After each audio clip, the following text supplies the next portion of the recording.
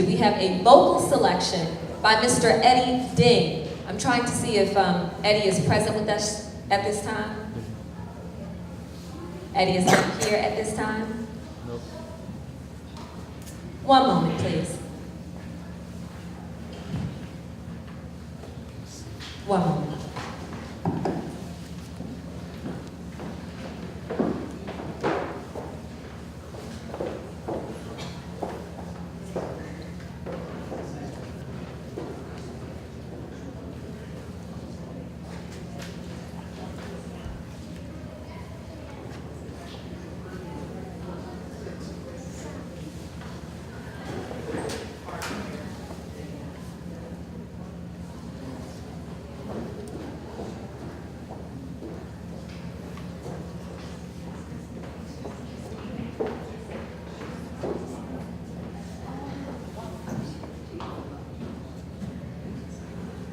Slight change to the program, but that's all right because that's what happens in the business. When things change, you have to roll with it. So we are now going to have some of our speech presentations. On last Saturday, we had 5 representatives from the Washington Cathay Future Center. They are actually from our Tuesday public speaking and debate team. And these young people were so brilliant and so poised and so professional as they represented us in the annual Frederick Douglass Oratorical Competition. And they gave some recitations against students who have been doing this for years. And our students still showed very well. I would like to invite those 3 young people, one at a time, to come up and share their excerpts with all of you today. Our first student who shined so brightly on last Saturday was Miss Diana Zhu. Diana.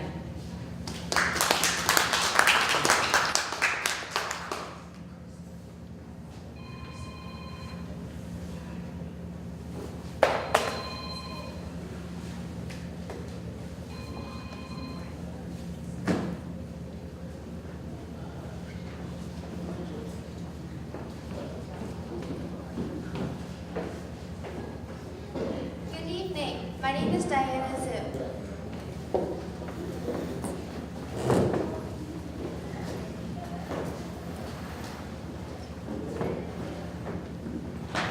Someone has asked me to say a word about General Worth. I only know General Worth by his acts in Mexico and elsewhere in service of the slave-holding and slave-trading governments. I know why this question is put. It is because one of your city papers, which does not rise to the dignity of being called a paper, has said that my tongue ought to be cut off by its roots, because upon hearing the death of that man, I made use of the remark. It is not stated in what connection I made it or where, that another legalized murderer has gone to his account. I say so yet, I will not undertake to defend what I had to then, or to shop up his character or history. You know as well as I do that Faneuil Hall has resounded with echoing applause of a denunciation of the Mexican War, as a murderous war, as a war against the free states, as a war against freedom, against the Negro, and against the interests of the working men of this country, and as a means of extending that great evil and damning curse, Negro slavery. Why may not the press say, when an oppressor is dead, either by disease or by the hands of the foemen of the battlefield, that there is one the less of his oppressed left on earth? For my part, I would not care if tomorrow I should hear about the death of every man who engaged in that bloody war in Mexico, and that every man had met the fate he went there to perpetuate upon unoffending Mexicans. A word more, there are 3 million slaves in this land held by the United States government under the sanction of the American Constitution, with all the guarantees and compromises contained in that instrument in favor of the slave system. Among all those guarantees and compromises is one by which you, the citizens of Boston, have sworn before God that 3 million slaves shall be slaves or die. That your swords, bayonets, and arms shall at any time at the bidding of the slaveholder shall be at his service in putting down the slaves. With 18 men standing upon the quivering hearts of 3 million slaves. My sympathies, of course, must be with the oppressed. I am among them, and you are treading them beneath your feet. The weight of your influence numbers political combinations and religious organizations, and the power of your arms rests heavily upon them, and serve at this moment to keep them in their chains. When I consider their condition, the history of the American people, how they bare their bosoms to the storm of British artillery to resist simply a 3-penny tea tax, and to assert their independence of the mother country, I say in view of these things, I should welcome the intelligence of tomorrow, should it come. But the slaves have risen in the South, and that the sable arms that have been engaged in beautifying and adorning the South, were engaged in spreading death and devastation there. There is a state of war in the South at this moment. The slaveholder is waging a war of regress on the oppressed. The slaves are now under his feet. Why? You welcomed the intelligence of France. The Louis Philippe was barricaded in Paris. You threw up your caps in honor of the victory achieved by republicanism over royalty. You shouted aloud, "Long live the Republic," and joined heartily in the watchword of liberty, equality, and fraternity. And should you not hail with equal pleasure the tidings from the South that the slaves have risen and achieved for himself against the iron-hearted slaveholder what the Republicans of France achieved over the Royalists of France? Thank you.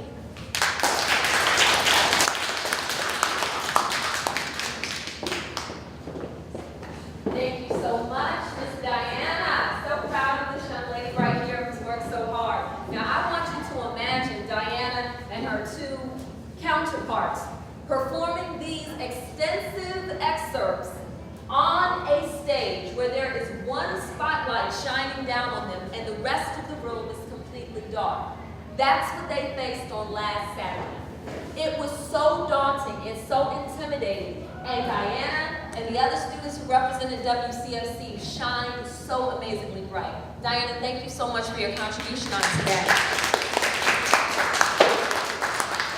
We would now like to welcome up our lone young man who represented us. Of the 5, there was one young man who came front and center and did an amazing job. Mr. Christopher Tu, if you could join me on stage. Oh, it's fine. You can give him a warm round of applause. That's good.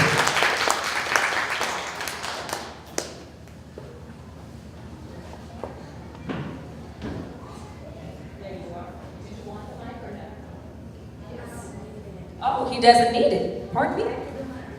Sure, you can. Sure, you can. You like? Good afternoon.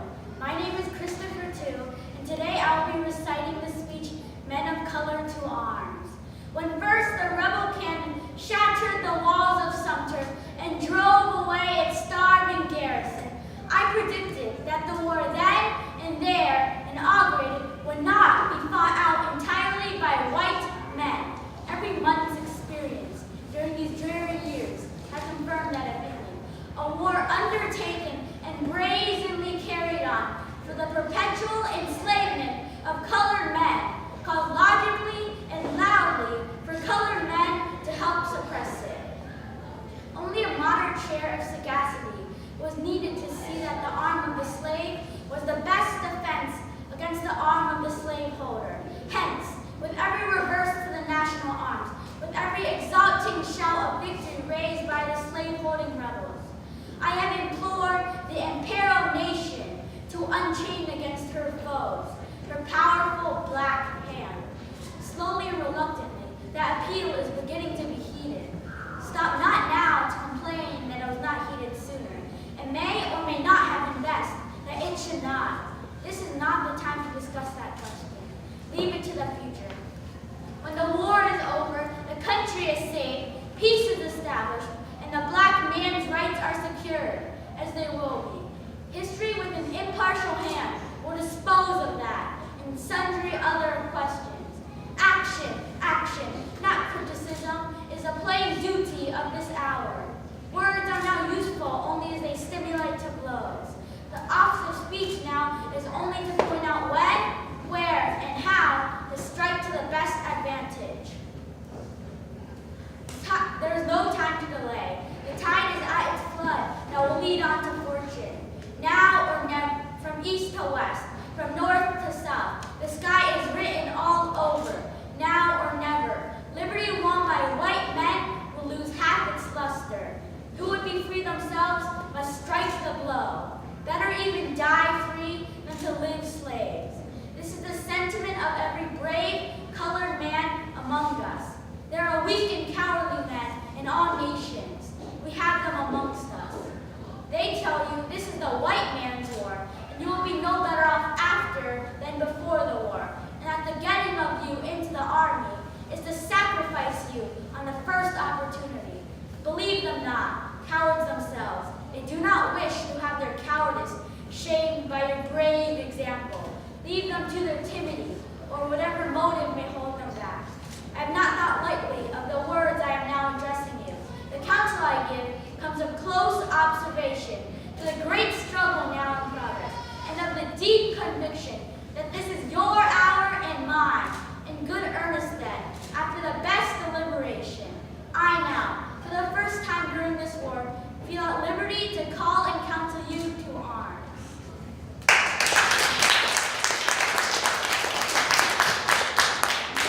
For those of you who wonder what it is that we do in our public speaking and debate classes, this is an example of what we do. Now, I don't know if you met Christopher when he first came in September. Christopher, when you first came in September, do you think you would have been able to do this? No.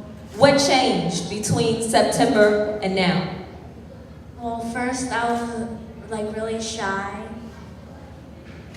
And then what happened? I don't know. You're not shy anymore, Christopher. Please give Christopher another round of applause. He's amazing. Amazing. Thank you, Christopher. And last but not least, before we return to the second half of today's grand championship, we have one more speaker. Absolutely, well, you know what? I will just let her speak for herself. Miss Caroline Joe, if you could please come to the front.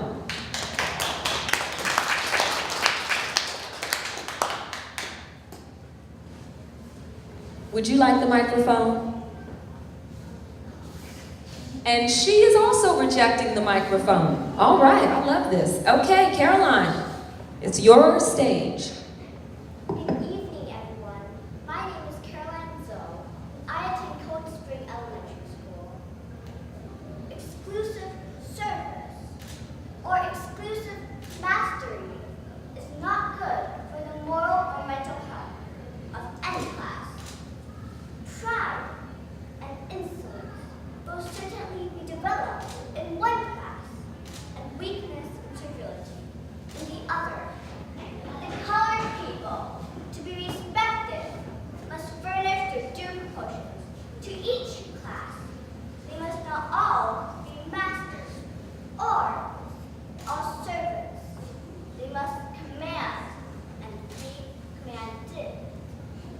However much I may regret that it was my lot to have once been a slave, but I may never regret that I was once a common laborer, a servant, if you so determine.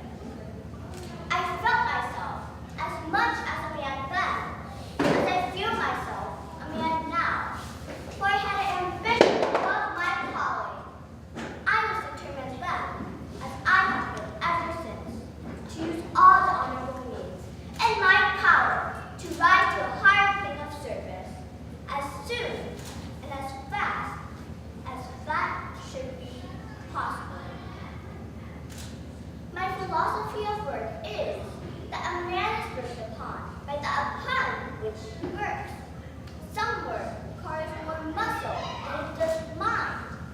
The work that requires the most thought, skill, and ingenuity will receive the highest commendation and will otherwise do most for the worker. Things that can be simply done of muscle, and with little or no exertion of the intellect, will develop the muscle, but dwarf the mind. Long ago, it was asked, how can he get wisdom? Who holdeth the plow, and who was taught the opposite. The school which we are about to establish here is, as we understand its object, intended to teach the colored youth who will avail themselves of its privileges, the use of both mind and body. It is to educate the hand as well as the brain, to teach men to work as well as to think, and to think as well as to work. It is to join thought to work, and thus to get the very best results of both thought and work. There is, in my opinion, no better thing that a man can do that is better done by an educated one than by an uneducated one. Thank you.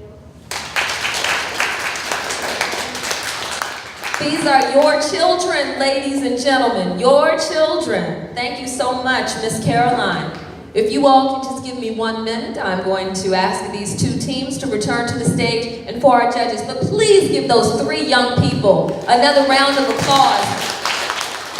And just so that everyone is clear, we will know by this time or next week whether or not our 5 students who participated were among some of the top winners. Keep in mind, there were up to about 100 students that competed for Washington, D.C., Maryland, and Virginia, and our students were some of the best there. And I'm not biased, of course. I'm not saying that just because I was their coach.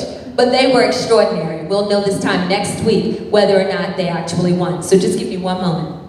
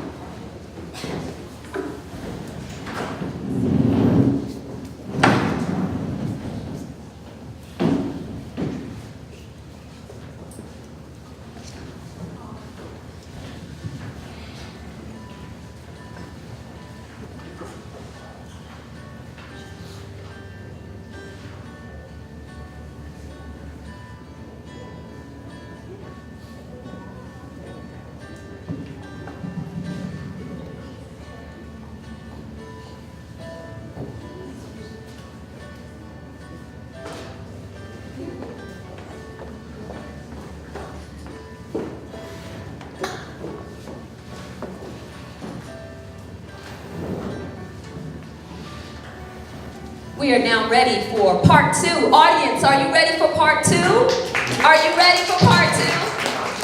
I'm trying to tell you, this is getting heated. This is getting heated. Now, this is a very interesting round. This is a crossfire round, similar to the first one. But only the co-captains can speak this time. Only the co-captains. So, on this team, we're going to have Jerry, who's a co-captain, and Rebecca's son, who are now sitting next to each other to make their communication easier. They are actually going to speak in this round, and they will be vying against the co-captains on this team, Jennifer Lynn and Stephanie Moe, still arguing and attacking many of the same claims that you heard in the first crossfire round. So without further delay, your 15-minute co-captain only crossfire round begins now. Okay. Your team said that without affirmative action, we will go back to the country without diversity. But then that statement states that all diversity is caused by affirmative action. Then that is saying that minorities are so incompetent that they have no chance of going to the school they want without affirmative action, thus creating less diversity. So are you saying that minorities need affirmative action so they have a free passage in order to succeed? They do need affirmative action, but it's not a free passage, because they need affirmative action so there is no discrimination.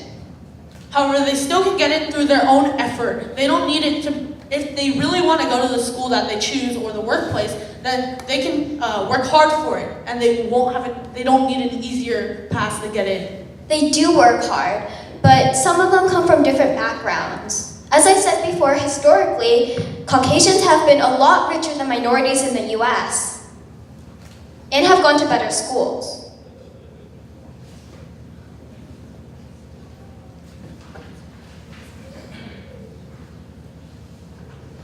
However, the annual income doesn't make a huge difference. You guys just said that because minorities make lower incomes that they have a lower chance. So why do Caucasians receive higher quantities of full education? It's because they've had a long history in the US and they have had more money. And income does matter because it determines what school you go to because of the money that you receive. Some people can't go to the top colleges because of the amount of money you have to pay. Yeah, but they still do have a free passing because of affirmative action. They still have to work hard because they have to compete within themselves. If they kept competing within themselves and every race was competing within their own races, then there would be no diversity, which is one of the main points of affirmative action. There will be diversity because there's people from all of the races competing within themselves to go to the same college. However, then you were saying that you should compete only against people of your own race, which is in itself not diverse. Because this way, you are essentially saying that, oh, this group has a higher education than this group. However, in many cases, this is not true. Can you state one case when this is not true? In the entire population of around 300 million people of the US, there is definitely going to be at least one case where a Caucasian is not as bright as another. Do you want to nitpick every single case?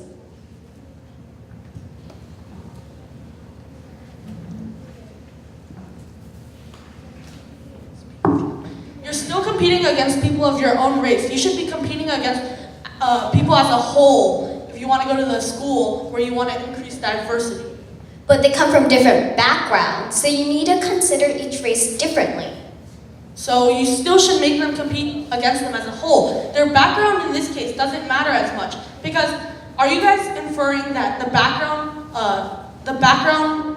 basically selects your education level? In a way it does, because if you come from a background that does not allow you to reach your fullest potential, Please tell us which one of these races, if any, does this. Well, it just comes from like how many opportunities you have in your lifetime. Everyone, according to you guys, has an equal opportunity. With affirmative action, they will, but without it, we don't know. How do you know? Because affirmative action helps the people who are disadvantaged. But then you're disadvantaging those who are non-minority. And also, have you considered where the non-minorities would go if they were rejected from their college that they would want to go? they could go to a different college. It's the same with minorities. If they tried to get into a school before, what school would they go to if they didn't get in just because of discrimination? But then those Caucasians who weren't accepted in the first college would be under affirmative action yet again at the other college. So what other college would you suggest they go to in order to achieve their dreams still? They can choose whatever college they want. But what if that's basically the whole point. These Caucasians would like to go to their desired colleges, but what if they can't because of affirmative action? So you can't just say they can choose any college they want because they're being rejected from those. But as a Caucasian, you need to consider it's not all about you. You need to consider other people and the whole country as a whole. But isn't that what the minorities may think? It's all about me. So I already have a good, easy ticket in order to get into this college. So I don't need to worry about the other Caucasians who might want to take my spot. It is not a free ticket. They still need to work hard. They won't take, if it was between a hardworking Caucasian who has the best grades in the whole school and between a minority who yet again has the same grades in the whole school, they might take in consideration the background of the minority. Did they reach their fullest potential in that school? You guys continuously talk about the background and how it has an effect on education. Could you guys please elaborate? Well, historically, people were discriminated with affirmative action and they were given a boost, not an advantage. Those are synonyms, so a boost and advantage are technically the same thing. No, a boost is where affirmative action helps them like succeed and help them achieve goals because of the backgrounds they have come from. However, how does background affect your education? If you came from a family that was illiterate and nobody graduated from a college, do you think it would be easier for somebody who came from a family who had a very big background of wealth and education? That would be a difference. Are you guys saying that minorities are incompetent and they have no chance at going into a good college? No, I'm not saying that minorities are You guys incompetent. just said that it was illiterate, and the purpose of affirmative action is towards minorities, so thus you guys are talking about the minorities and how they are incompetent. They're not incompetent because they work hard, but sometimes working hard isn't enough. In what cases? Well, if your family is just too poor or something to afford a good school, then that does affect your education. Now we're talking about the price of colleges, and this is an entirely different issue. High schools, elementary schools, middle schools, those are all free, so those don't depend on your income. You have to pay taxes. So, We're not talking about the tuition or the fees that you have to pay. It's talking about the fact that you have a chance to go to this college. What do you mean? So many minorities, maybe they don't have enough communication to them, so they don't know about these good opportunities. And so if we had more communication to them, then we can increase the amount of minorities that are interested in this. They may know about something, but they may know about it, but it doesn't mean that just knowing about it will allow them to get in. but if they work hard for it, then they should be able to, as long as they don't slack off or anything like that. Which they might do if they know that they already have an easy ticket. They don't have a free ticket and they do not slack off. And again, because they have to compete within themselves. There are many, like Barack Obama, he came from a family that may not have had the best education in the world, but he worked hard, and with affirmative action, he made it to Harvard, and then he became a great president. Earlier you said that he didn't need affirmative action because he was a very bright student. He did need affirmative action because there was discrimination in the time that he wanted to apply to Harvard. So he needed affirmative action to get rid of that discrimination and then further allow him to get into Harvard. But if he was a bright student, he wouldn't need affirmative action because affirmative action essentially just factors in the race, the sex, all those things. But if he was a bright student, he should be able to get in regardless of those factors. But there was discrimination, so he would not have gone in, no matter how bright he was. If there was discrimination, he would not have gone into Harvard. So are you saying if he was an infinitely bright student, then he still wouldn't have gotten in? Possibly, yes. Could you please cite your source, or could you please explain? Can you cite your source that he would have gone in without affirmative action? You guys are the people who brought up Barack Obama.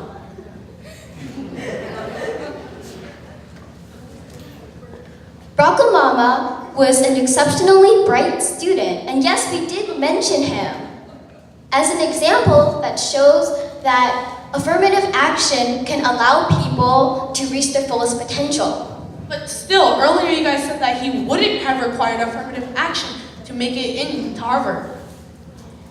I will correct that and say that he did need affirmative action to get in because there was discrimination. And you said that the affirmative action primarily helps minorities, but affirmative action helps everyone because it shows that one race is not better than the other. It promotes diversity. And also, it doesn't only help minorities, it helps women because most of them are not even getting the minimum pay. They're only getting 3/4 of the pay a male gets. Well, going back to the point that Jennifer said before, it's not helping everyone. It's not helping the Caucasians that have been forced to go to another college that they may not like, or go to a community college that does not have affirmative action. Many Caucasians have come from places, they have lived in places that are predominantly Caucasian, so they need to have an experience in which they can accept everybody, of no matter what race they are. You guys just said that they usually live or are around people, other Caucasians. However, isn't just competing against other Caucasians just ruining the point? You should be competing against people of other races or other minorities, so you can increase the amount of you know about each minority type. So what's your point? Earlier, you guys said that we should minorities should compete against the same types. For example, African Americans should compete against African Americans. But if everyone was just, like we said before, if every race was competing within their own races, then there would be no diversity.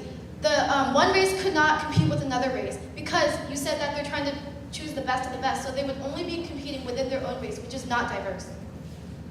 But they still accept people from all races.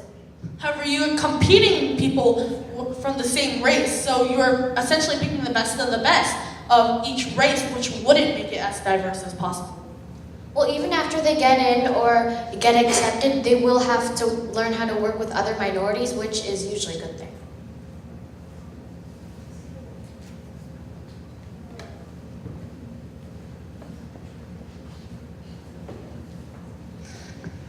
You guys also said that in your introduction that minorities don't have the same opportunity as Caucasians. Please explain. Well, the unemployment of African Americans is double the amount of unemployed Caucasians. This isn't the opportunity. Without affirmative action, they would not have the same opportunities because they, again, come from different backgrounds. Why? The current system, without affirmative action, selects people based on their skill level and how good they are at this certain subject. This is the same opportunity. It's not basing it off of race or anything currently. So are you saying that minorities don't have enough opportunities, so therefore affirmative action was created? Yes. So then you would not be giving Caucasians enough opportunities too, so that defeats the whole purpose. You would not give a Caucasian student enough opportunity to go to a college that has a spot that has already been reserved for a non-minority. Affirmative action is the policy of favoring members of a disadvantaged group who suffer or have suffered from discrimination within a culture. How are they disadvantaged?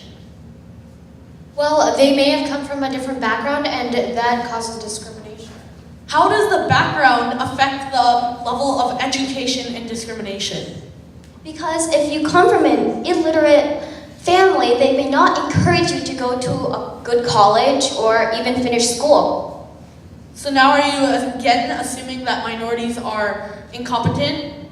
And instead of like solving the symptoms of affirmative action, you should dig deeper. How can we spread the message to these minorities? You said that the families may not encourage them to go to good colleges. But what if we spread the message that they knew more about these programs that they could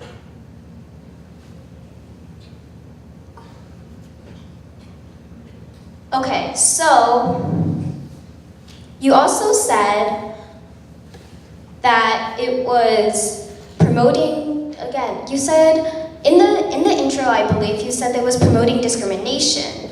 But can you explain why it was promoting discrimination? We didn't say it was promoting discrimination. We said that we agree that there should be diversity and things, but affirmative action wasn't the right way to increase diversity. Then what is the right way to increase diversity? We can spread them, like I said before. Time. Ladies and gentlemen, please give our co-captains a round of applause.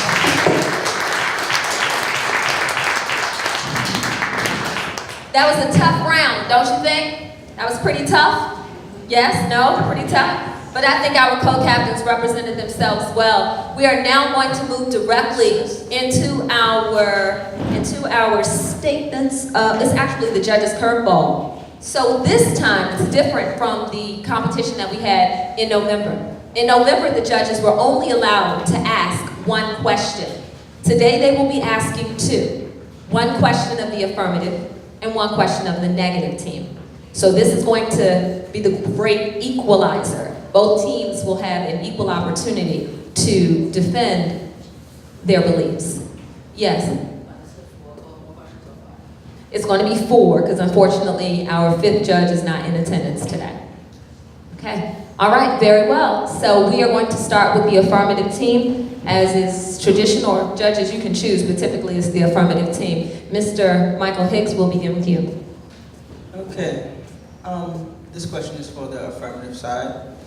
If you were to abolish affirmative action, how would you then ensure that there is equal opportunity in jobs and schools for minorities?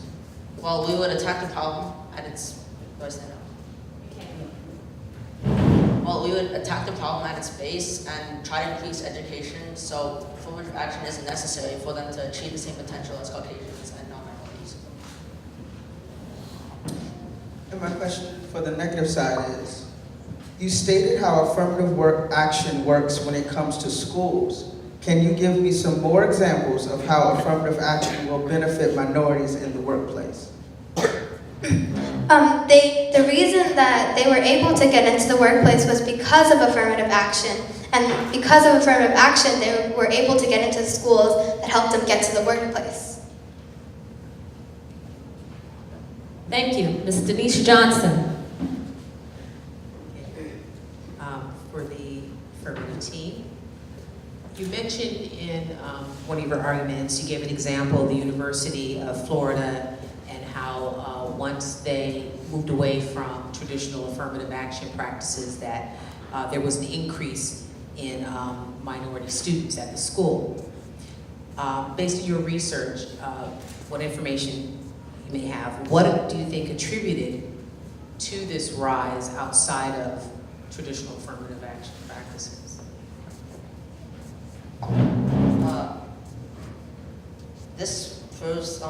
This change proved that affirmative action had a negligible or even counterproductive impact on minority representation because it increased. Although other factors may have came into play, I don't think it would have tripled representation of Latinos at the college. This is hard because he took my question. That's all right.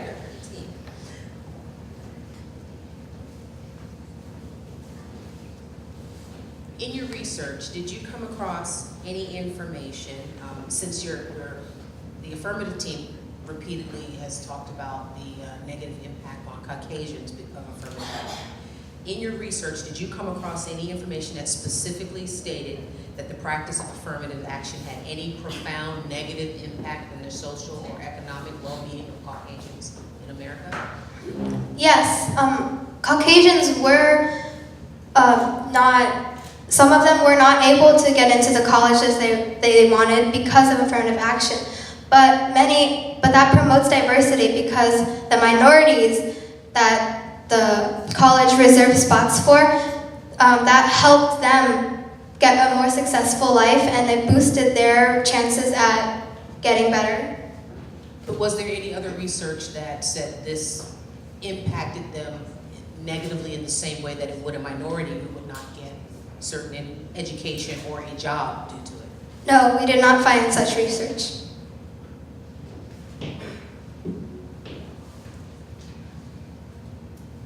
Minister Michelle Noel Peak. Okay, my first question is for the affirmative team. And the question is, what proof do you have that if affirmative action was abolished, that our companies and schools would not revert back to looking predominantly white, as was the case prior to affirmative action? Well, affirmative action, as we stated, isn't the sole cause of diversity.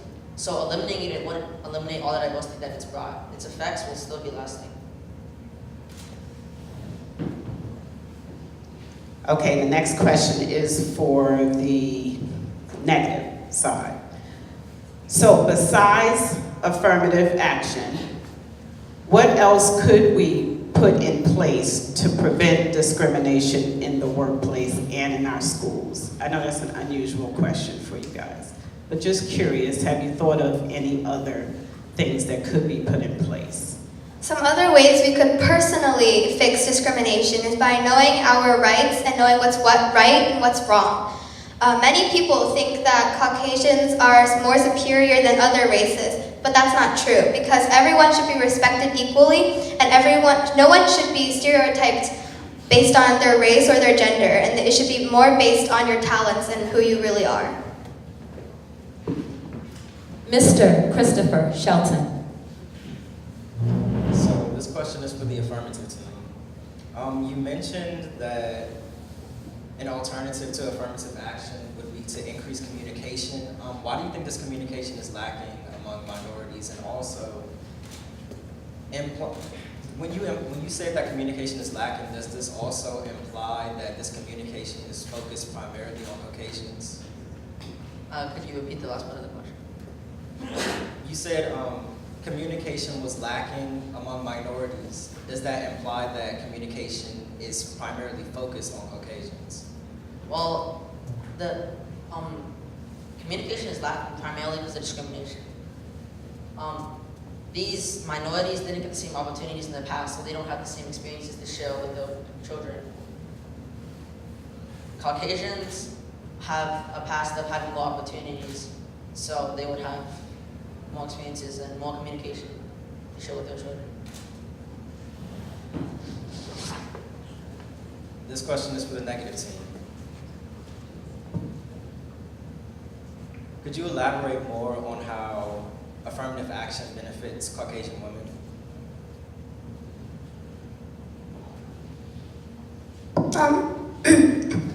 I don't think that affirmative action would benefit Caucasian women, but it would benefit minorities in a better way. Thank you very much. That concludes our judges' curveball. Thank you again, Jason, and thank you again, Emerson. And now we are going to move on to the final part of our debate before our judges do their final tabulation of the scores.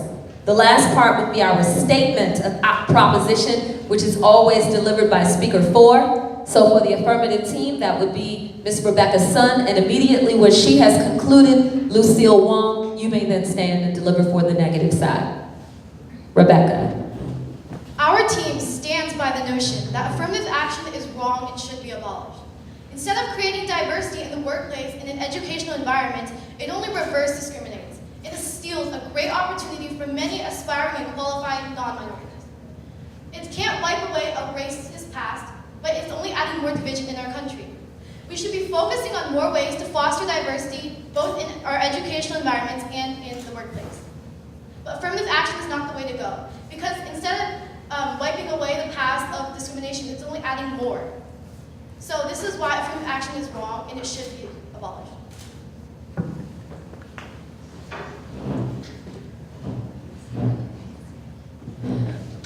We strongly support that affirmative action must continue in places such as workplaces and schools.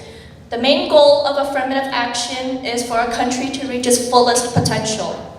Caucasian workers are not dropping numbers in workplaces. Government statistics say that there are 2.6 million unemployed African Americans and 114 million employed Caucasians. If protesters against affirmative action believe that this action is wrong, then we believe that the U.S. should do something about it. Many minorities may not have the opportunities they need for the future, and without affirmative action, they might never get the chance to succeed. Affirmative action makes the country so much better in terms of diversity, in public places, and more opportunities. Therefore, we firmly validate affirmative action in all programs. Thank you so much, Lucille. Now at this time, we would like for our judges to retreat to your area so you can do your final tabulation of scores.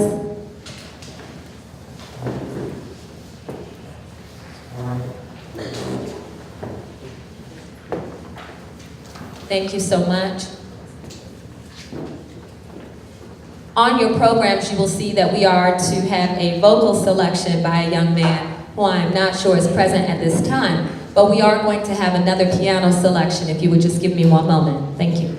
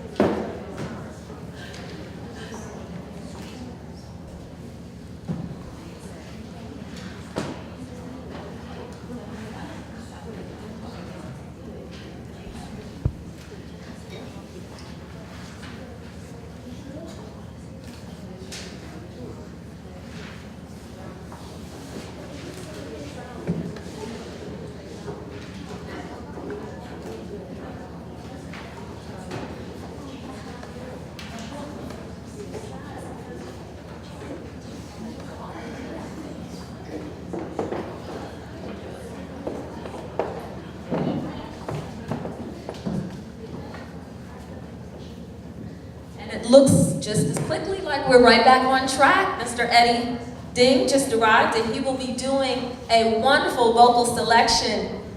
His selection today will be Can You Feel the Love Tonight? Let's give a warm round of applause. That's exactly what the world needs right now, a little love. Here you go, Eddie.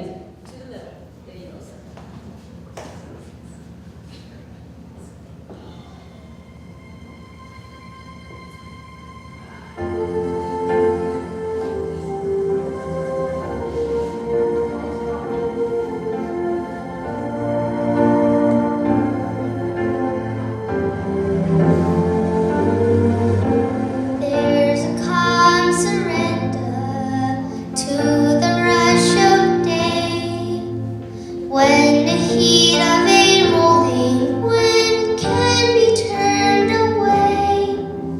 An enchanted moment, and it sees me through. It's enough for this restless warrior just to be with you. And can you feel the love tonight? It is where we are. It's enough for this wide-eyed wanderer that we've got this far. And can you feel the love tonight? How it's laid to rest.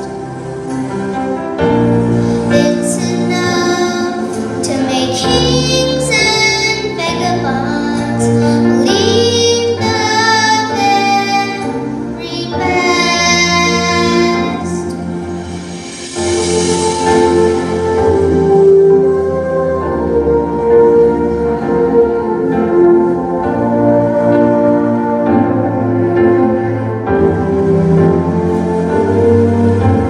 There's a time for everyone if they only learn that the twist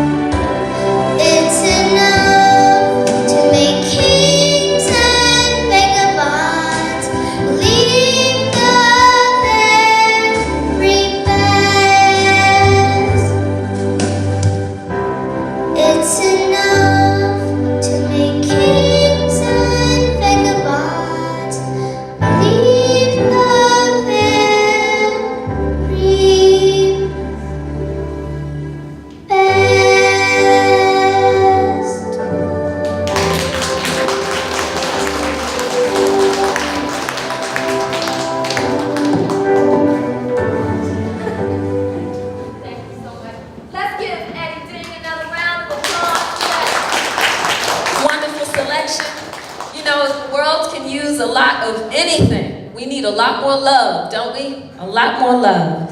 And now, especially at this time of year, how many of you are ready for the holidays? Ready for the holidays? I know I am. All right. Okay, now to kick off and giving us something more to celebrate over the holidays, it is time for us to render certificates and recognition to our young people, and when they return, also to our judges. Now, there were 3 young people during the intermission who graced us with their presence and shared with us their amazing talent of oratory. And these students, of course, presented on last December 10th at the Frederick Douglass Oratorical Competition and did an outstanding job. And we want to recognize them on today. But there are distinctly different awards for each of them, representing a quality in these young people that I think stood out.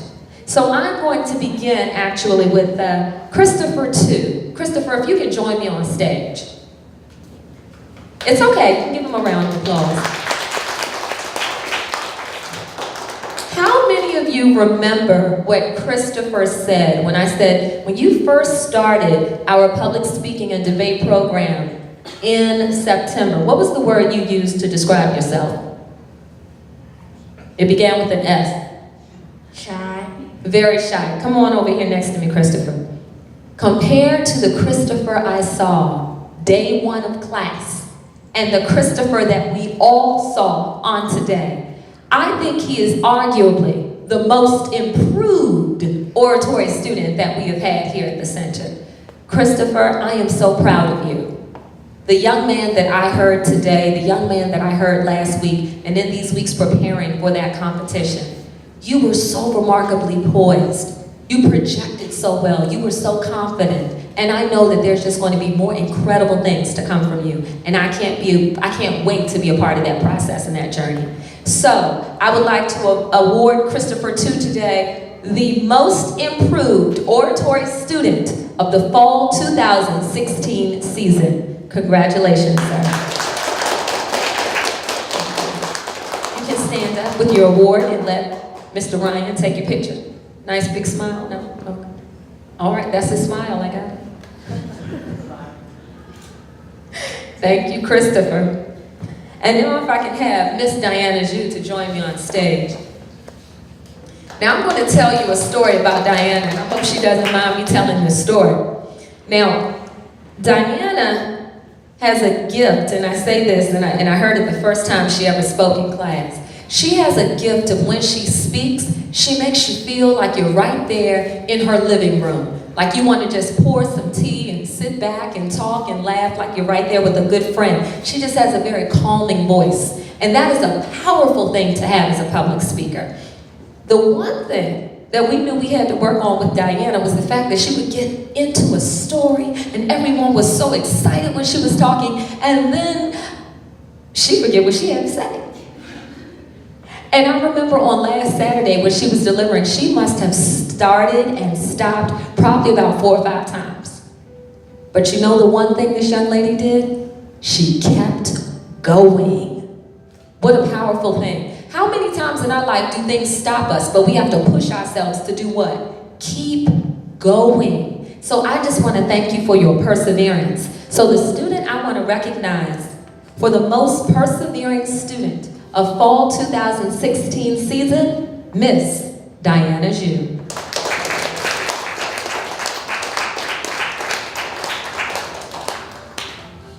Thank you so much. Last but not least, Caroline. Caroline Zhou, everybody. Please come forward.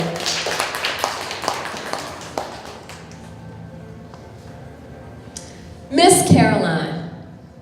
Every time I see Miss Caroline's face, she's so serious. She's so serious because she's coming in on a mission. And she's like, when I come there, I'm not coming to play. What did I tell you my mantra was? I don't come to participate. We go there to what? Begins with a W.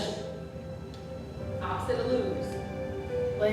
Win. Anytime we go to a competition, we don't go just to participate and have a good time. That's part of it. But we go to win. And this young lady represents and embodies a winning attitude every time she gets on stage. The poise, the articulation, the ability to tell a story.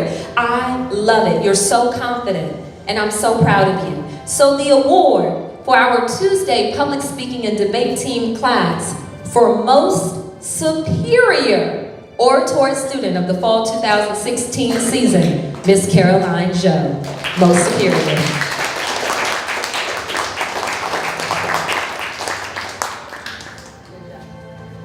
Very good. And now we're going to recognize our teams today, starting with the affirmative team. When I call your name, please come forward to get your award. This recognizes your participation today in our grand championship competition.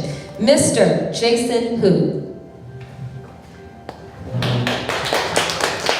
Can't you just see the excitement on Jason's face? There you go. There's that smile. No, wait, he wants to take a picture.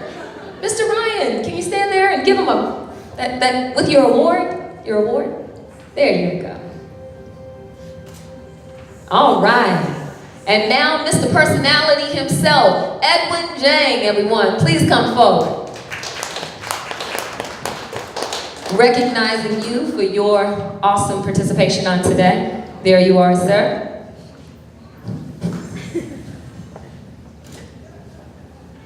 That's the one thing we can't resist, are the smiles of our children. Next person, represented as a co-captain on today, Mr. Jerry Shin.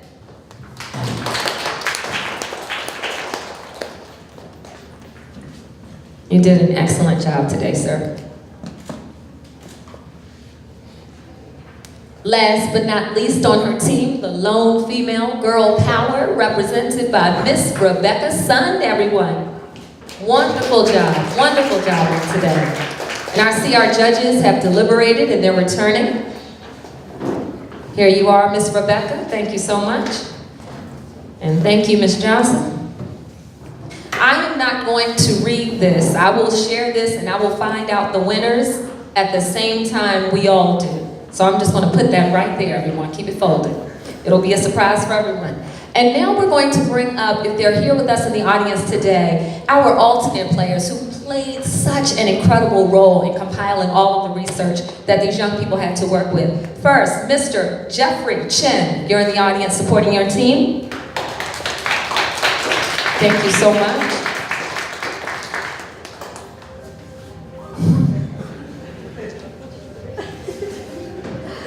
Mr. Jeffrey. There you go, Mr. Jeffrey.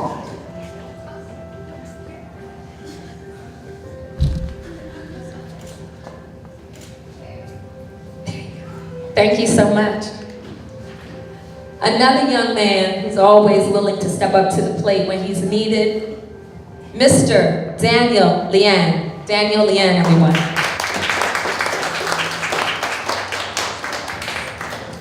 I'm very proud of the progress that this young man has made this season as well. You wouldn't know it, but he is an extraordinary thinker, not just a speaker, but he is a tremendous thinker, which I love and appreciate so much. Miss Vanessa Ma.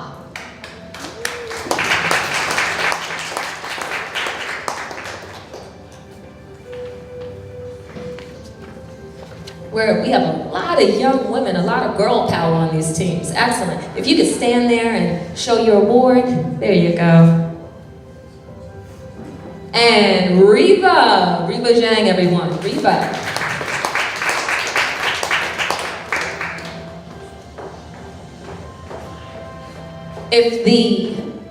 Okay, we have to get through the other team.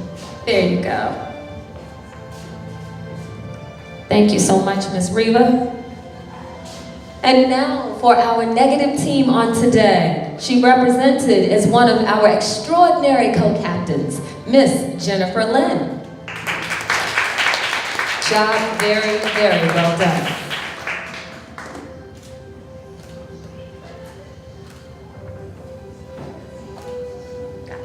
Our next co-captain for the negative team, Miss Stephanie Moe.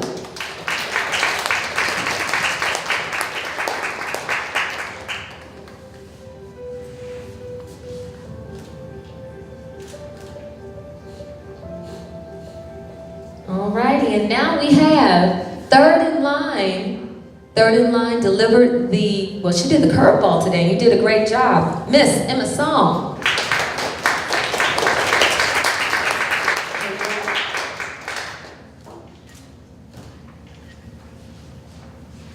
and the young lady who delivered that impassioned proposition at the very end of our round today, our matchup. Miss Lucille Wong, please.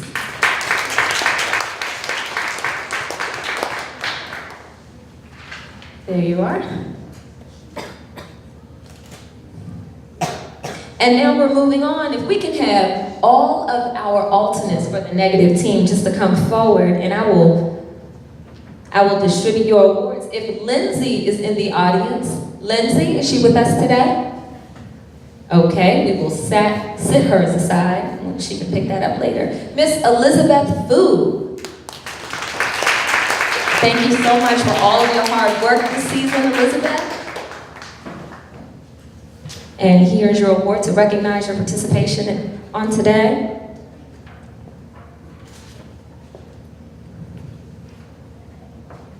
And I'm not sure if I saw him, but maybe he's here today. Leon. Leon, are you here today? Leon Yee? Okay. And now it's time for us to recognize our judges. How many of you wanted to be a judge in today's competition? Would you have wanted to judge today's competition? Miss Avery's raising her hand in the back. All right, judging a debate competition is so hard because you really have to be a great listener. Yes, you have to make sure you're unbiased, but you have to be a great listener. So you have to listen to a lot of different opinions and make sure that you understand the value in what everyone is saying. So they have a tough job, and I want to recognize them. So I would like to give these awards to our first judge, Mr. Michael Antonio Higgs, everyone.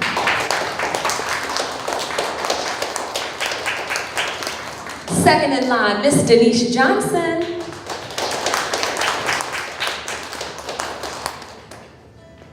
Our next award goes to Miss Michelle Noel Peak.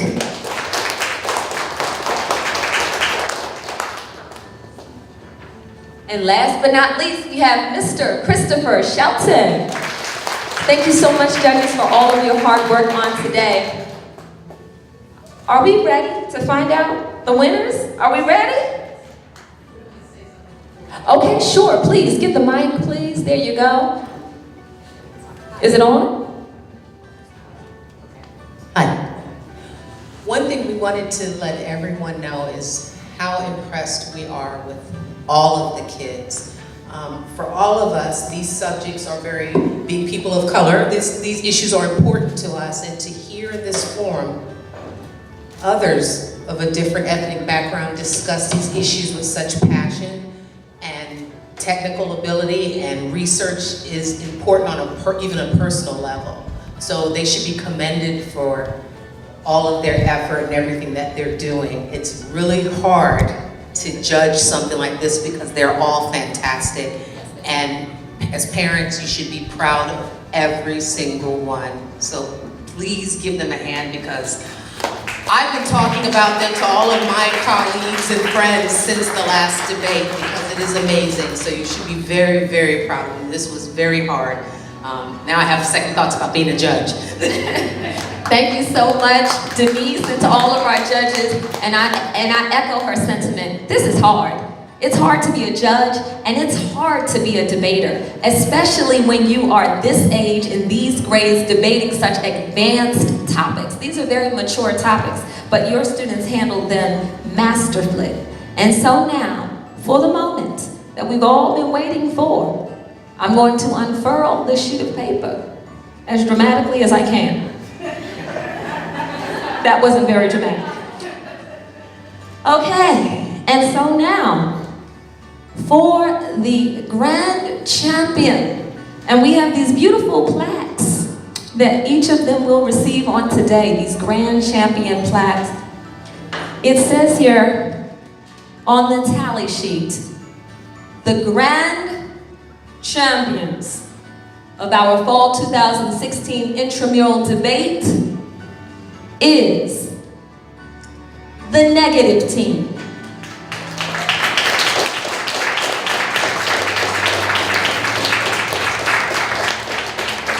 So, I would like for all of these young ladies here to please come to the front. Alternates, if you can please come to the front. Alternate team members, please come to the front. And I would like to award them these beautiful plaques that read, WCFC intramural debate grand champions, December 17th, 2016, Miss Jennifer Lynn. You can give them a round of applause. These are your winners. There we are, Stephanie Moe, Miss Emma Song, Lucille Wong, and Elizabeth Fu. The other students will receive theirs. Nice big smile, young ladies. Job very, very well done.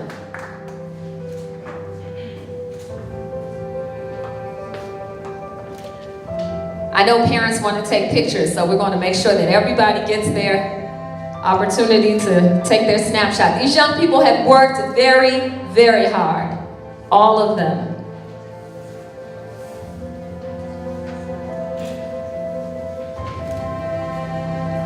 All righty. Now, in this debate, you all can take your seats. Thank you so much, ladies. In this debate, we promised you that we would not only award plaques to our grand champions, but we also have trophies. Trophies for the most superior public speaking and debate students. One represented by the affirmative team, and there was one superior student selected from the negative team. So again, very dramatically, I shall unfurl my sheet of paper. I promise I'll get better with that. Okay. The award, WCFC Award for Superior Performance in Speech and Debate, awarded this day, December 17, 2016, from the affirmative team. Put your hands together for Jerry Shin.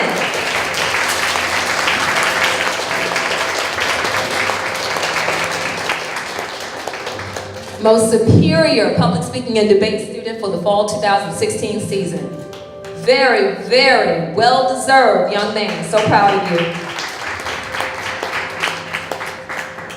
And now, our WCFC Superior Performance Award in Public Speaking and Debate for the negative team this day, December 17, 2016, goes to Jennifer Lynn, everyone.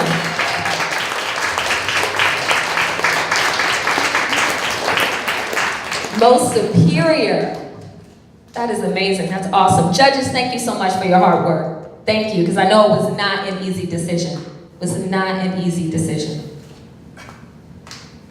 These distinctions, recognitions, and award could have easily gone to any of them. So we will invite up Miss Avery Wan for closing remarks. Miss Avery.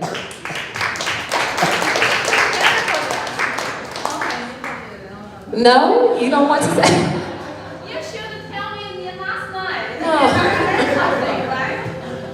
No. Ladies and gentlemen, thank you so much for coming out today. Washington Cathay Future Center has so much to offer your young people. Public speaking and debate is just one of our many programs that will be coming back in the spring. We had an awesome Lego scrimmage today. I hope that you were here for that earlier. It may still be continuing. We also have art classes here. We have language classes here. We have a math program here. We have all kinds of things here. And I'm just so excited about all of the wonderful things that this center is doing for our young people. So please make sure that you visit out there and learn more about enrolling and signing up and registering for our spring courses. Again, thank you so much. The happiest of holidays with your families. We look forward to seeing you again in spring 2017. Thank you.